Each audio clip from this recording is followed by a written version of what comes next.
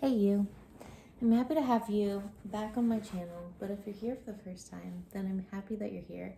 My name is Kamisha, and the main purpose of my channel is I really want to be able to give the knowledge and experiences and lessons that I've learned through going through all of this pain and hardship that I've been through in my life. That way it serves a purpose, and hopefully if you find yourself in a similar situation, you can one, know that you're not alone, and you can also to get some helpful tips and tricks that I employed in my life, so they're tested and true, to actually help you overcome those obstacles and move on and live a better quality of life. So today I want to talk to you about 5 ways that I improved my mental health without using medication. I was really blessed to be able to have this perspective when it comes to medicating myself. My dad was very much an advocate for me in the beginning, saying that there was nothing wrong with me and that I didn't need meds and that I can have natural ways of being able to heal the things that need to be healed in my life. And so this really helped me out at the start.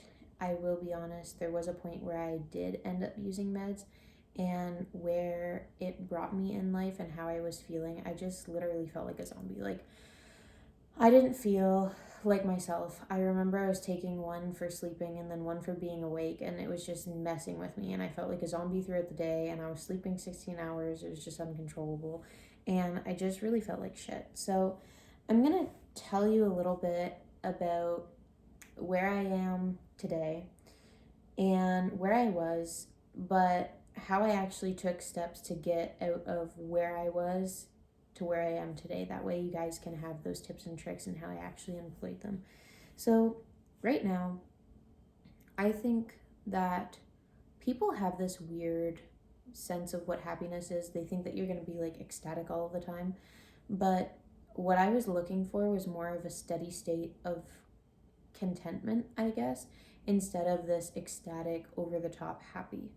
And I feel like I've definitely attained this.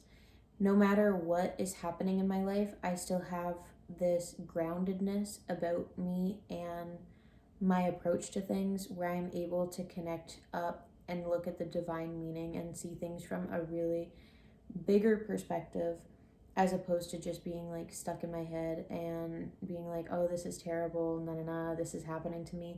Instead, I look at things like, this is sent by the divine universe, and the universe is guiding me, and this is happening for me, and I'm on my path to attaining my goals and dreams.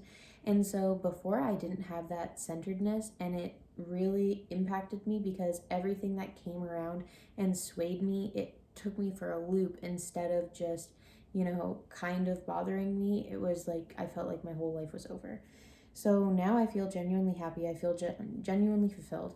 And I have goals. I have a purpose for my life. I have a mission and a vision of what I want. I have bigger dreams. I have enough to give to other people. I feel confident in the person that I am, and I truly love myself. Before, this was not the case. I would literally look in the mirror and I thought I hated myself. I was embarrassed for being the person that I was. I was depressed. I didn't want to do anything. I had been diagnosed with ADHD, anxiety, and depression, and I struggled with that to a point of becoming suicidal, making attempts, but I didn't really all the way want to go through with it because I don't know why. There was just always this beautiful part of the universe that spoke to me and kept me going. But at this point, I didn't have any vision for my life. I didn't have any goals or dreams, and I honestly didn't expect myself to live past like my teenage years. Like, I thought like by my teens that I was just gonna be dead. I was using vices all the time. For me, I would drink regularly, and I was stoned all of the time. I would have like my main thought throughout the day was just, I really want a bong hit right now, and that was it. Like, I wasn't even present in the moment. Like, I was just thinking like, I want these people to get up on my face so I can go get stoned.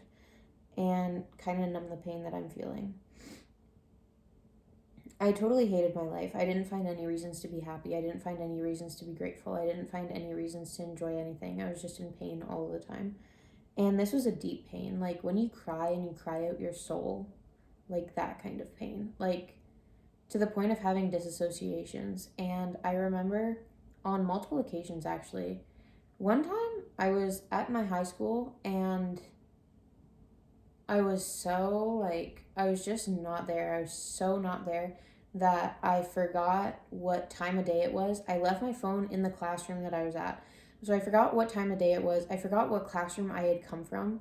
I didn't remember being on that floor. Like our high school had 3 floors and I didn't remember like being on that floor. Because all of our bathrooms look the same. So I came out of the bathroom and I was like, whoa, where am I? Like I had zero clue on what was going on at that point, and I literally like walked around for like 5 or 10 minutes, absolutely lost because I was like, I literally just left and came back. Like I disassociated from my body 110%.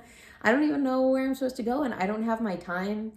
Like I don't know what time it is. I can't check my schedule. Anyways, that was brutal. And then I remember other times just being like in so much pain that I would just disassociate from my body, and people were like, move, move, move. Like I remember vividly a memory of getting into like this argument with my ex, and I ran outside and I just ended up collapsing and I couldn't get up, and he was like, I don't understand like why you can't move, no, no, no, no. And he was yelling at me, and I was just thinking to myself like it'd be cool if I could move my body right now, but I literally can't.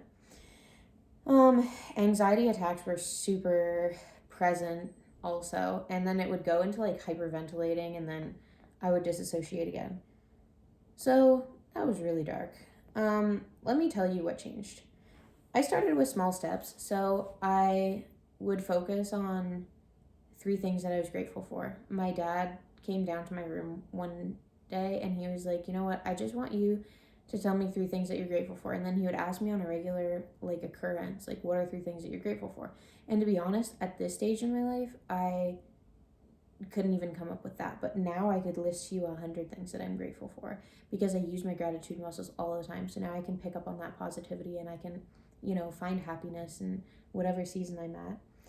And I changed my environment because I realized that I created so much toxic negative energy where I was that I really couldn't heal in the same place that I got hurt. So I traveled across Canada twice by myself and I faced my fears and I built so much self-confidence that now I know like I can deal with absolutely any situation that life throws at me, because if it throws me the situation, it throws me the tools too. And sometimes you're just so caught up because you're like confused or all of these emotions are going everywhere and you don't realize that you have the tools right in front of you. But now I have the self-confidence to be able to be like, you know what, no, I can do this no matter what the situation is. It could be something that scares the living daylights out of me and I'd be like, you know what, I've got this.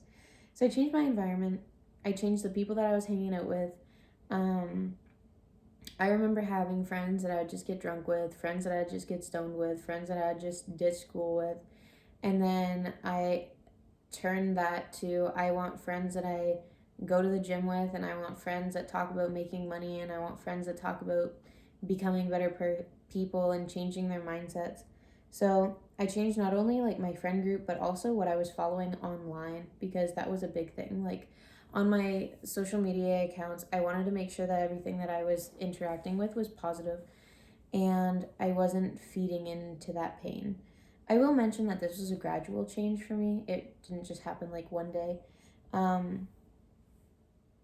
I made it my sole focus also. Like it was my sole focus at this point because I knew that back where I was before, if I didn't make this my sole focus, I wasn't going to survive. Like I had 0 goals in life and I didn't expect myself to live past my teenage years. So I need something to change, because otherwise I was headed on the path that I created for myself at that point, not understanding I created it for myself. So I made it my sole focus. I remember waking up at 5 a.m. and working until midnight on becoming a better person, on personal development, on surrounding myself with books and mentors and videos on social media so that I could learn something. And I dedicated every moment in my day to doing something that was moving me towards that goal. Now, this kind of progressed. It wasn't my sole focus like from the start. I remember, like, obviously, if you're having a disassociation the same day, you're not having every moment that's being constructive. But eventually, there was like this clicking point in my journey that it became my sole focus and the only thing that I did. And if it didn't align with this, then I wouldn't even engage. I built a routine and I went to the gym. So, my routine, I realized like there's certain things that just work for me to put me in a good mood. I feel when I'm really mad or overwhelmed or I don't have a lot of clarity and I'm not really sure, like I have a lot of uncertainty on what's going on and I just feel like this surge of overwhelming emotion that is like suffocating me.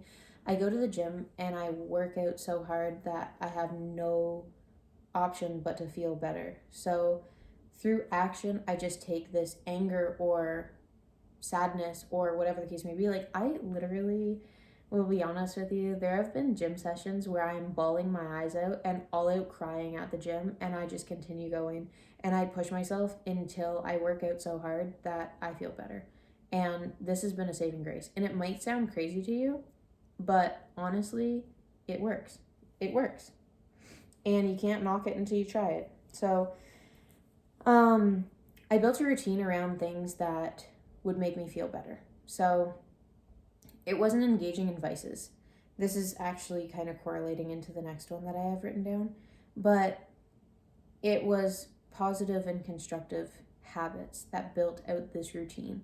And then when I would notice myself getting carried away by like thoughts or wanting to engage in actions that are not in alignment with my purpose and my goals that I built for myself, then I would literally just dive right into one of those actions instead. Something that I love because it's so simple and so easy and very accessible is having a podcast, because you're normally going to be listening to music when you're driving, and it's so easy to just put that on as background music when you're doing things around the house or chores or whatever the case may be. And so whenever I get myself into a negative mindset by thinking about the wrong things, then I can just turn that on and then it brings me right back. But I spend years building a whole routine around things that work for me and are very, very simple. So the next one was cutting out vices, and I did this one at a time.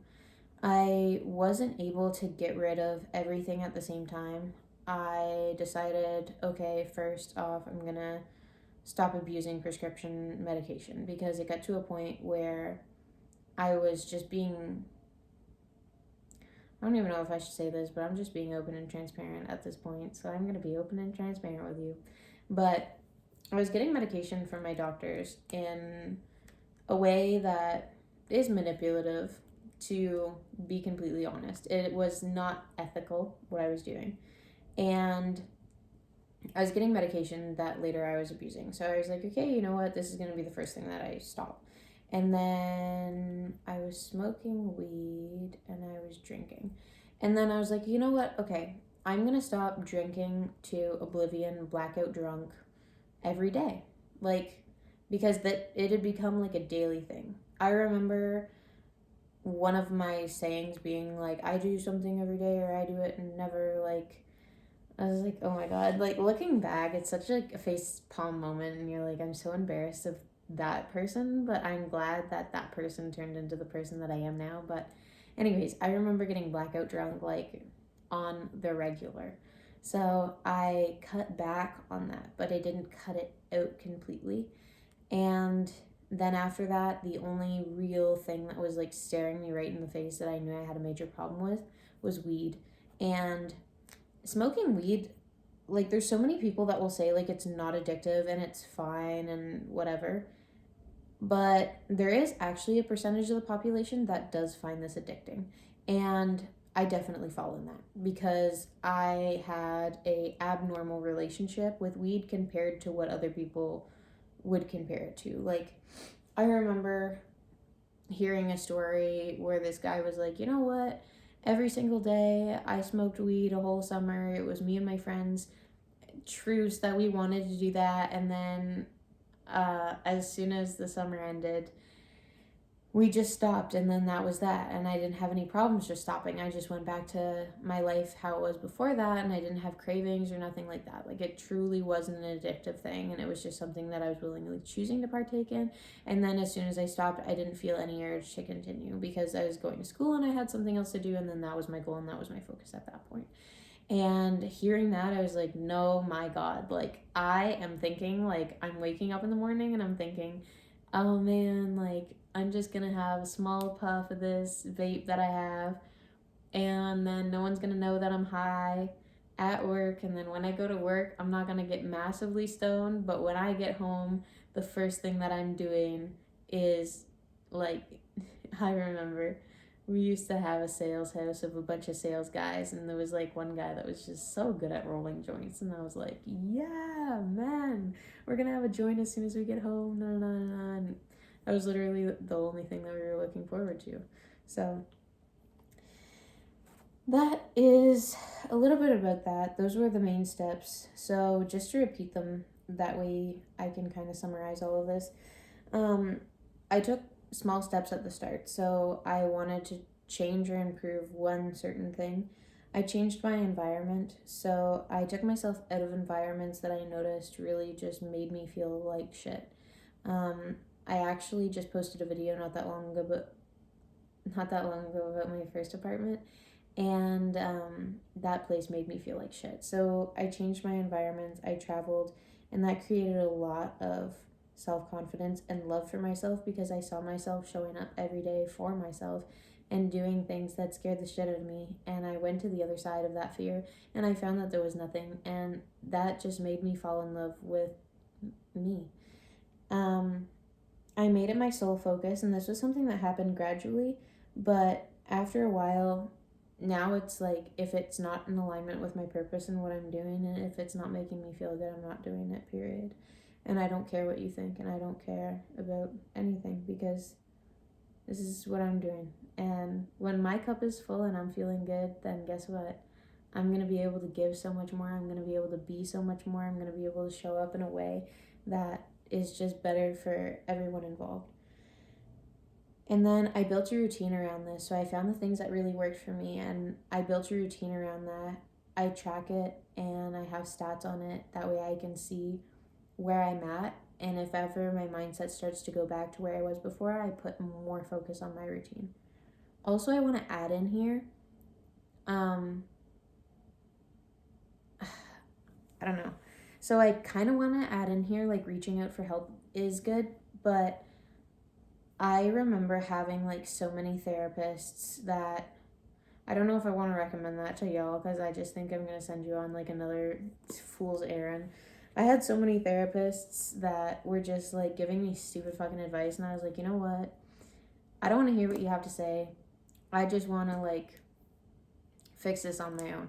But I think that at certain points, I reached out for help and it was beneficial because that person was able to give me something, and I was able to use that in my own program or use that to my advantage in some way, shape, or form. That way I could help myself. Because ultimately, I feel like reaching out for help never actually helped me, but it gave me tools and the ability or the time freedom or whatever the case may be to be able to help myself.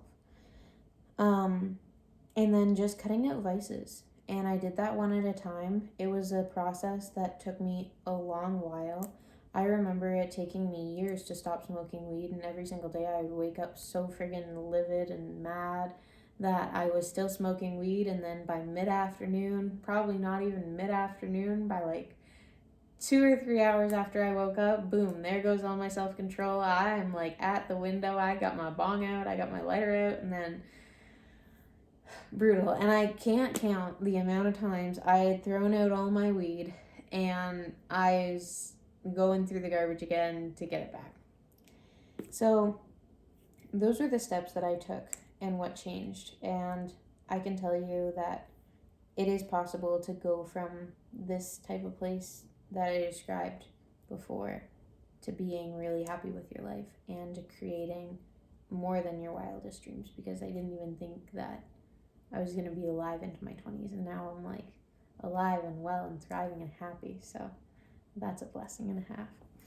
I will see you guys in a few days.